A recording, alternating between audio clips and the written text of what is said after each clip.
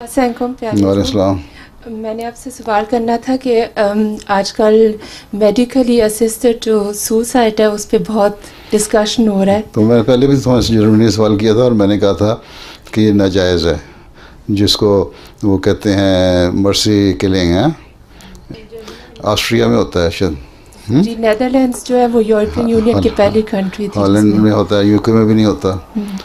तो इस्लाम तो कहता है कि जब तक अल्लाह ताला ने जान रखी हुई है ना किसी में, है मुकद्दर है, सांस ले रहा है रहने दो। लेकिन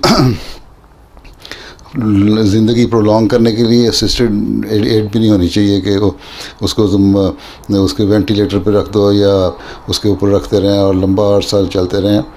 अगर 24 घंटे 48 घंटे ज़्यादा से ज़्यादा 2 दिन देखो, अगर ब्रेन डेड हो गया है, इंसान खुद अपना सांस नहीं ले रहा, तो फिर मशीनें उतार देनी चाहिए। वो भी गलत है, वो लंबी प्रोलॉन्ग भी नहीं करनी चाहिए। ज़िंदगी तकलीफ़ देने वाली बात है मरीज़ को।